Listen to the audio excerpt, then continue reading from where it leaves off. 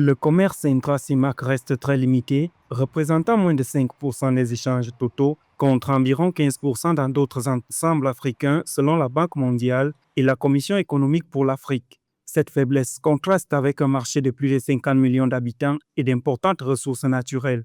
Elle freine la diversification économique et le développement des chaînes de valeur régionales, limitant l'intégration commerciale en Afrique centrale.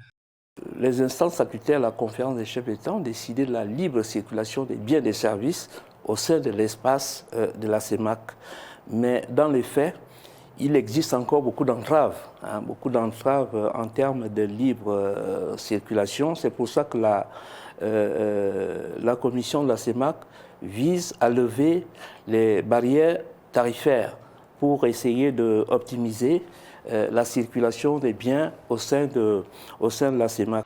Les économies de la CEMAC restent fortement dépendantes des matières premières, avec plus de 80% des exportations concentrées dans les hydrocarbures et produits primaires, selon le Fonds monétaire international. Les coûts logistiques élevés, pouvant représenter jusqu'à 30% de la valeur des marchandises d'après la Banque mondiale, ainsi que les barrières non tarifaires, freinent la fluidité des échanges commerciaux entre les États membres et limitent l'intégration effective des marchés régionaux. Nous sommes dans un projet de construction de corridors entre différents États. C'est une première mesure.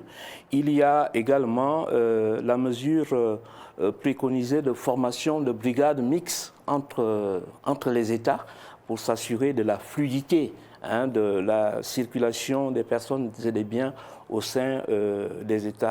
Sur le plan macroéconomique, la convergence reste fragile au sein de la CEMAC selon le Fonds monétaire international. Les écarts de croissance entre pays membres dépassent parfois 5 points de pourcentage, tandis que les déséquilibres budgétaires persistent. Cette situation est aggravée par la dépendance aux chocs externes, notamment pétroliers. Les institutions régionales recommandent le renforcement des infrastructures, l'harmonisation des politiques économiques et la suppression des barrières commerciales pour améliorer la stabilité et l'intégration régionale.